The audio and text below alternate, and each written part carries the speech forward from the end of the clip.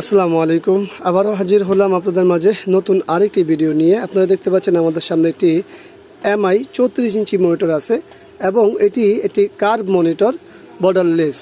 তো সমস্যা আপনারা দেখতে পাচ্ছেন যে প্যানেলটি ফ্লিকিং করছে। অনেকে এটা বলে ব্লিঙ্কিং, অনেকে বলে কাপাকাপি, যেভাবে বলে, এবং সাথে সাথে শেডগুলোতে দেখতেই পাচ্ছেন এবং আলো আসতেছে যাচ্ছে। তো এটা মূল সমস্যা হলো প্যানেলে। আমরা একটু কাছে যাই। আমরা দেখতে পাচ্ছি শুধু এই উপরটুকু ভালো আছে, এই এতটুকু, বাকি পুরোটা এই অংশ জুড়ে কাঁপাকাঁপি করছে এবং প্রত্যেকটা লেখার সাথে শেড এবং দেখতে পাচ্ছেন। তো এটা মূলত সমস্যা কি? সমস্যাটা হলো প্যানেলে। যেহেতু মনিটরটির প্যানেলের সমস্যা, এই মুহূর্তে শিওর দিয়ে কিছুই বলা যাচ্ছে না। তবে যারা ব্যবহারকারী আছেন তাদের উদ্দেশ্যে এই ভিডিও তৈরি করা, কোনো টেকনিশিয়ানদের জন্য নয়। আমরা চেষ্টা করব আপনাদেরকে জানানোর যে এই মনিটরটি রিপেয়ার কতটুকু সম্ভব বা আদৌ হয় কি না। তো আমাদের ভিডিওর সাথে থাকুন, আশা করি আপনারা রেজাল্ট পাবেন।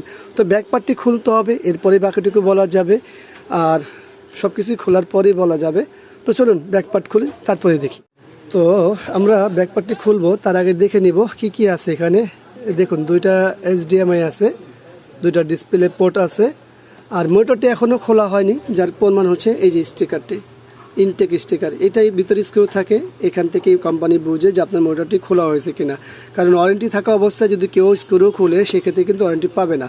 কারণ হচ্ছে ব্যাক পার্ট খোলা বা আদার্স কিছু করার আগে তো এই স্ক্রু খুলতে হবে, এছাড়া তো খোলা সম্ভব না।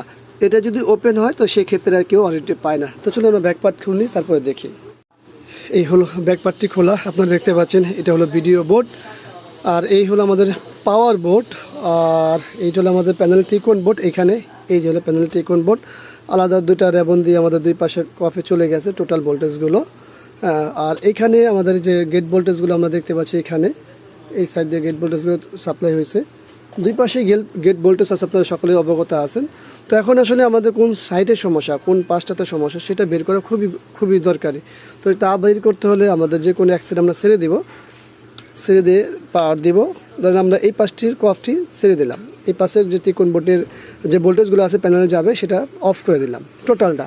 তখন এখন আমরা পাওয়ারটি দিই, দেখি তারপরে কী অবস্থা। আর পাওয়ার দিতে আমরা HDMI কেবলটিও লাগাবো, পাশাপাশি আমরা পাওয়ার দিব। কারণ হচ্ছে আমরা এখন নির্ণয় করব যে আসলে কোন দিকে সমস্যা। তা পাওয়ারটি দিলাম, ওপেন উপরে ওঠাই। এই জায়গাগুলো খুব সাবধান, কি আছে দেখি। এই পাশটি কিন্তু ভালো আছে, যদিও কাঁপতেছে, এটা মোবাইলের জন্য। এই দেখুন, এই পাশটি ভালো আছে, এটা কাঁপতেছে শুধুমাত্র ওই মোবাইলের জন্য। আর আমরা যদি এই পাশটিতে কাজ করি, সেক্ষেত্রে কি হয়, আমরা পাওয়ারটি অফ করে দিই, এই পাশটি খুলে দিব, এই পাশটি আমরা খুলে দিব। খুব সাবধান। যদিও যারা আপনারা টেকনিশিয়ানদের জন্য ভিডিও তৈরি করে না, তারপরও বেসিকটা দেখাচ্ছি। তবে একটা কথাই বলবো, যারা ব্যবহারকারী আছেন তারা এই কাজগুলো করবেন না। কারণ হচ্ছে আপনার ক্ষতি আপনি করলে আমাদের কিছু করা থাকবে না। তো চলুন পাওয়ারটি দিই, পাওয়ার দিলাম, আসে দেখি। দেখুন অলরেডি এমআই কিন্তু ফাটা শেড দেখলাম। হ্যাঁ, এই দেখুন শেড দেখতে পাচ্ছেন, শেড পাচ্ছেন। আমাদের এই পাশে কিন্তু শেড ছিল না, কিন্তু এই মোবাইলের কারণে এই রেখাগুলো কাঁপতেছে, কিন্তু আসলে কাঁপতেছে না, এটা মোবাইলের ক্যামেরার কারণে। তো আমাদের মূলত সমস্যা হলো এই পাশের যে গেট ভোল্টেজগুলো আছে সেগুলো অফ করে দিতে হবে। তো যাই হোক, আমরা যেভাবে যাই করি, আপনারা যারা টেকনিশিয়ান আছেন আপনাদের মতো করে করবেন। মোটামুটি একটা ধারণা দিয়ে দিলাম, এখন আমরা বাকি কাজ করি, তারপরে দেখি কি রেজাল্ট আসে। সঙ্গে থাকুন, ফুল ভিডিওটি দেখুন। আমাদের মূল কাজ শেষ হয়েছে, এখন পাওয়ার দেব। তো পাওয়ার দিলে আমরা খাড়া করে নিই একেবারে। এই হলো আমরা মনিটরটি দাঁড়া করিয়েছি। আপনারা লক্ষ্য করলেই দেখতে পাবেন যে আগে যে শেডগুলো ছিল সেই শেডগুলো চলে গেছে। এই যে প্রত্যেকটা জিনিসের সাথে যে শেডগুলো ছিল সব শেডই চলে গেছে। তো শেডগুলো আলহামদুলিল্লাহ পুরোপুরি চলে গেছে, কাঁপুনি শেষ, বা যাই ছিল টোটালটাই আমাদের সমাধান হয়েছে। তো যারা ব্যবহারকারী আছেন তাদের উদ্দেশ্যে ভিডিওটি যেহেতু তৈরি করা, আশা করি ভিডিওটি আপনাদের ভালো লাগবে। আর যারা টেকনিশিয়ান আছেন তারা নিশ্চয়ই ভিডিও থেকে কিছু না কিছু ইনফরমেশন পেয়েছেন। তো সেই ইনফরমেশন অনুযায়ী আপনারা কাজ করতে পারেন। আর যেহেতু ভিডিওটি শুধুমাত্র যারা ব্যবহারকারী আছেন, ইনশাআল্লাহ আপনারা যোগাযোগ করতে পারবেন আমাদের সাথে। যোগাযোগ করার জন্য আমাদের ডেসক্রিপশনে নাম্বার দেওয়া আছে এবং ভিডিওর মাঝেও নাম্বার উঠতেছে। আশা করব আপনাদের কাজে আসবে। তো সবাইকে ধন্যবাদ জানাচ্ছি ভিডিও দেখার জন্য।